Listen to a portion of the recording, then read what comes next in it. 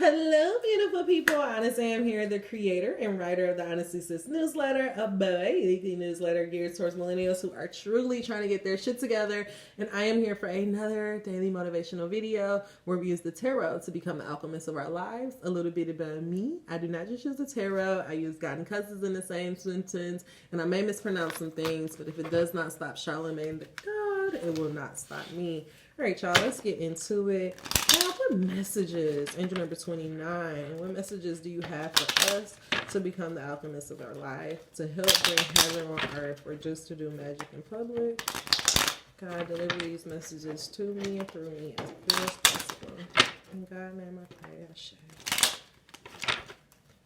This message is not going to be too long. I'm going to try to wrap it up pretty fast. So, the two messages that came out is choice. By staying conscious in your thoughts, you guide your journey in the direction of choice. And wisdom, see your adversities as opportunities to expand your life. And so I feel like what God is saying, that if there are adversities that are happening in your life, then God is saying use your choice. Be conscious of your decisions. I feel like what God is saying, instead of allowing these adversities to make you feel like you don't have it, or this is coming up because you don't deserve it, allow this to use this as your opportunity to expand your spiritual life. So allow this challenge to show you just how strong you are, just how resilient you have been. Allow these experiences to show you the tools that you have developed over the time. We have to realize that to think that we're going to go through our life without a challenge is just not realistic. If you want to stop having challenges, if you want to stop having emotions and to stop going up and down in life, then you're pretty much asking to be a zombie, or you're asking to be dead. And honestly, what sense does that make? Life is like a video game. There are going to be constant challenges, constant obstacles to overcome, and it's never because it's trying to pull you away from your journey or it's trying to test you, but it's really trying to show you exactly who you are, and you're showing the universe who you want to become. I feel like God is saying that if you want to experience differently, if you've experienced a lot of adversity in your life, and if you want to experience differently, then you need to use your wisdom and use this opportunity to make a different choice. Choose to do something differently. This year for my birthday, I decided that I'm going to do everything differently. Anything that I initially will always do, or with my knee-jerk reactions, I'm going to I'm going to transcend it. I'm not going to allow that to happen. I'm going to do the opposite of what I will do. And I'm doing that with the intention that it will bring me into alignment with the life that I ultimately want, because the definition of insanity is doing the same thing over and over and expecting a different result. God, clarify this message of choice and wisdom. What are you trying to get us to understand about us staying conscious of our thoughts and our choices? What are you trying to get us to understand about the adversities that we may be facing in our life? Make it as plain as possible.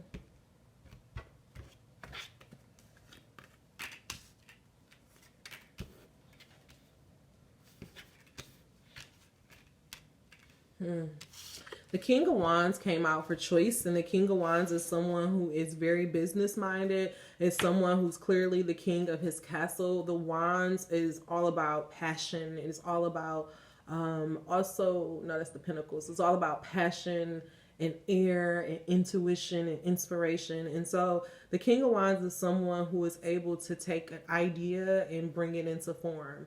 And so God is saying that you are the King of Wands, that you have this ability to be the alchemist of your life, to completely transform your life, and to feel like the king of your life. And the way that you do that is by making choices that are in alignment with where you want to go. God is saying anything that is not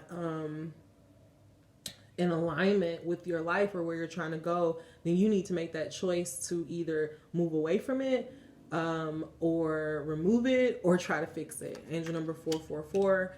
And there's also like this lizard here, which I really want to look up to understand because I've never saw that before. But I'm curious. Yeah, I think this is like a lizard. I'm curious. I want to look that up. The other message that came out is wisdom. For wisdom is the Six of Cups, and the Six of Cups is always about again exchanging exchanging energies, giving gifts. The Six of Cups really deal a lot about childhood and going back in your past. It could mean that somebody from your past is coming back up and that God is asking you to just be conscious of your choices when dealing with this person. That's for one person. Angel number 536. But I feel like what this is saying is that I feel like what God is saying, see the wisdom, see the beauty of your past. See, so often we look at our past, especially when we had very rough childhoods, and we think about like all the things that we didn't get to do, like how we weren't able to be a kid, or how we were abandoned, or how we didn't have our needs met. But we don't understand, like, instead of just looking at the negative, we don't look about how, well, that made me more independent, and that made me more resilient, and that made me self-reliant, and that made me emotional. Like, I may have not been nurtured as a child, but now I'm able to nurture myself. And so I feel like what God is saying is that instead of looking at your childhood or looking at your past and looking at all the negative things that happen, I feel like he's saying, take the wisdom from your past, take how you were able to overcome it. And I feel like if you do that, then as you are facing new, that's what it is. Okay. As you are facing new challenges, you're able to use the wisdom of your path and able to overcome it. I feel like what God is saying, what's blocking you right now is that you are not, he's trying to get you to come into full harmony with your masculine and your feminine side. And in order to come in balance with your feminine side, which is your more emotional side, your more touching and knowing and sensing side, this is your intuitive self. God is saying that you have to go back over your childhood. I feel like for some, whoever this is, your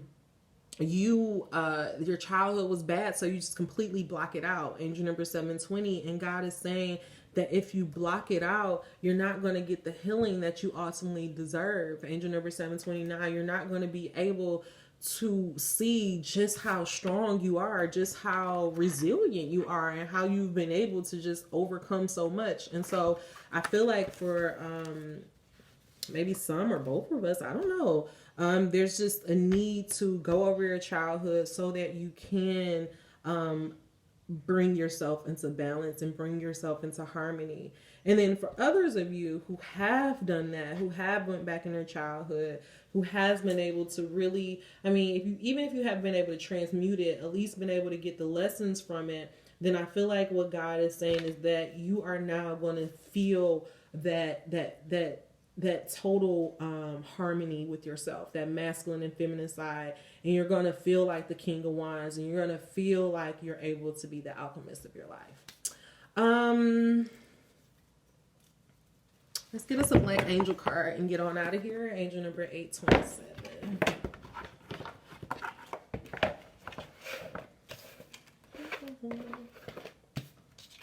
All right, God, clarify this message of choice and wisdom. What are you trying to get us to understand about being aware of our past, taking those lessons from our past, using the wisdom of our past in order to help us in our current choices?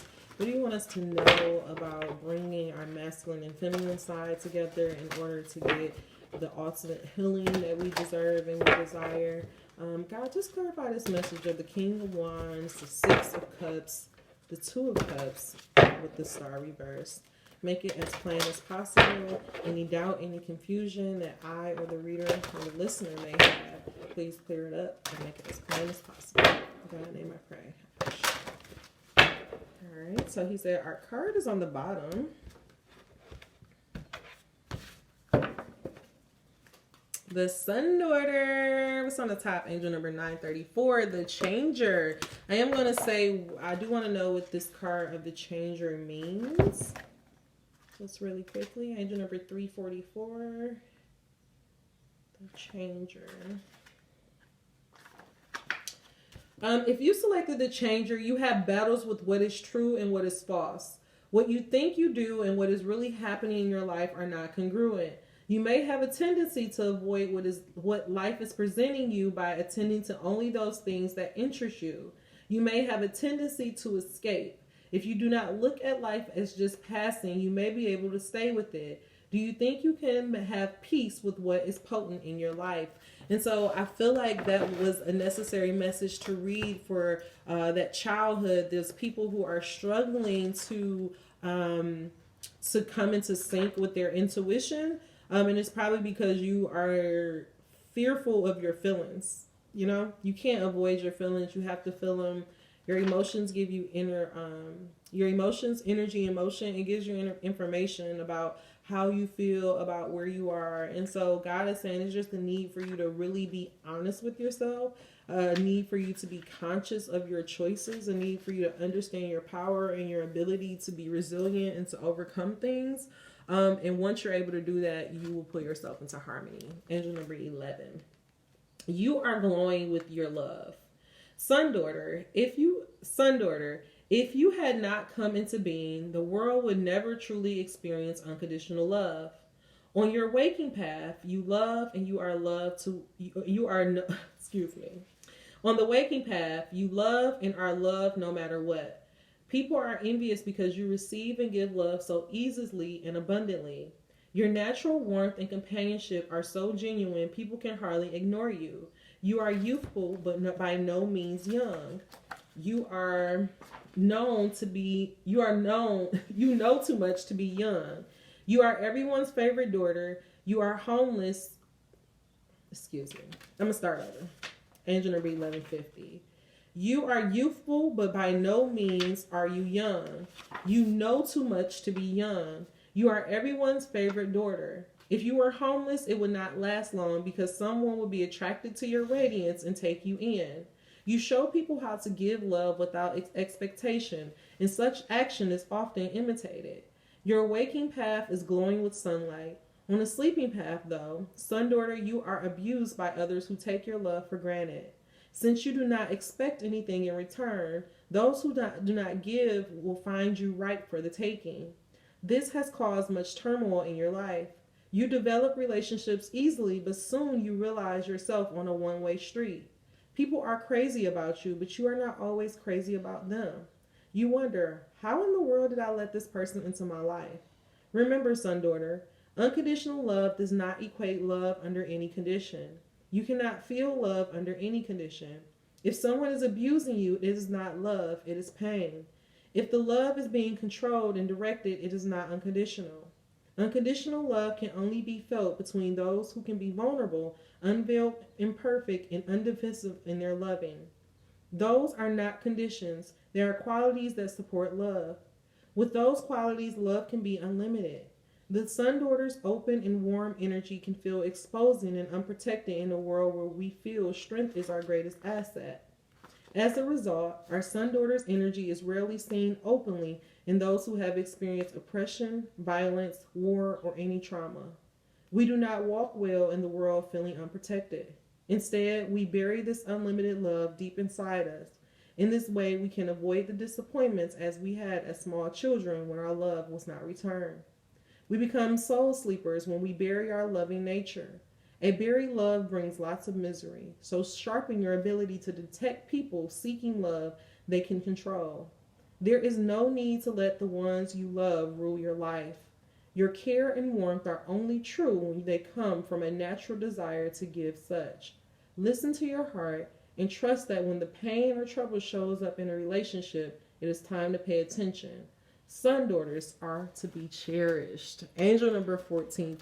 And so I will leave with you this message that if there is something that is coming up in your life that is making you question yourself or making you question your path or does not feel in alignment with love, does not feel in alignment with who you are, no matter how long, how much energy you've put into it, please allow this be the day that you make the change to choose yourself, because you are deserved, you are needed, you are valued. and you are cherished. We need you out in this world. We need you loving, hugging, producing, making babies. So don't shut yourself down just because somebody hurt you. That person didn't deserve you. Listen when I say that. That person did not deserve you. That person was never supposed to have you. And that person was just holding you back. Do not take it personal. Take the lessons, take the wisdom for it, and go out there and get your love. Because the best revenge is just having a peaceful, great fucking life. All right, y'all. That is all I have for you. If this message was beneficial for you, please give me a thumbs up. If not, at least give me your key takeaway down below. Until we meet again, dream those dreams. Never let the internet rush you. And never, ever let someone tell you what you cannot do. Namaste. Angel number 1550. Go get it, son and daughters. Hey, go get it, son and daughters. Go get it, son